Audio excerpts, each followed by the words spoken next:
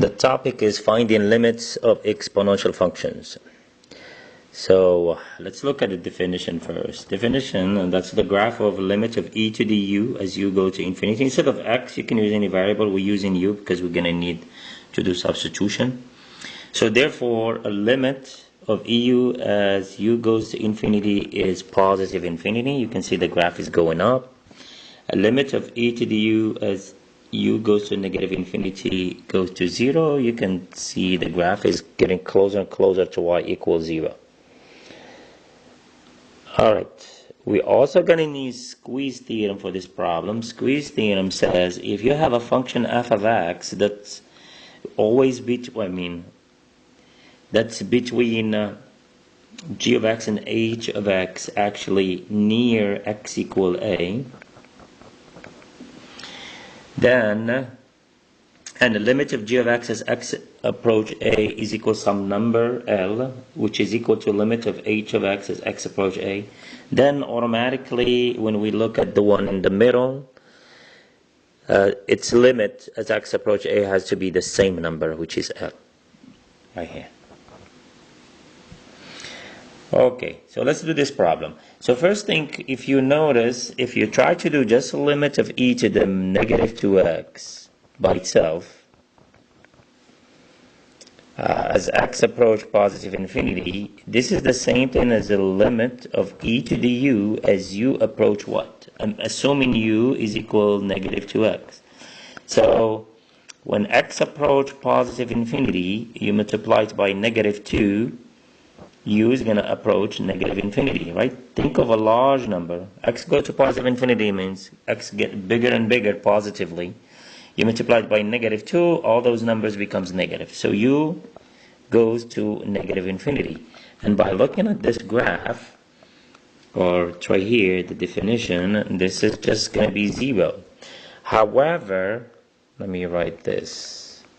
Limit e negative 2x cosine x as x go to infinity, we know this approach is 0, but cosine x as x go to infinity doesn't even exist. Remember, graph of a cosine goes like this. It doesn't approach any number as x go to infinity. It keeps going, it keeps alternating between 1 and negative 1. So it doesn't exist.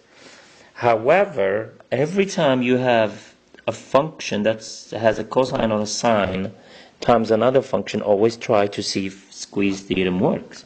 How do we do that? You always start with the fact that you know the cosine, just in Calc 1, it's always going to be between negative 1 and 1. Since I know it's going to be between negative 1 and 1, I multiply everything by e to the negative 2x. And I know e to something is always positive, so this will be e negative 2x. And then e minus e negative 2x. Now I just prove to you here the limit of e to the negative, right here. A limit of e to the u, limit of e to the negative 2x as x approach infinity, we just showed that it's 0. So this will be, so this means limit of that, let me write it down. Limit of e negative 2 as x approach positive infinity, we said is 0.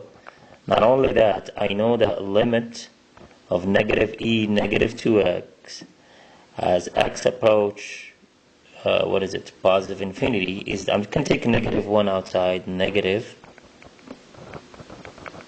as x approach infinity, which is minus 0, which is just 0. So this one approach 0, this approach 0 by squeeze theorem, the one that's here in the middle, by squeeze theorem,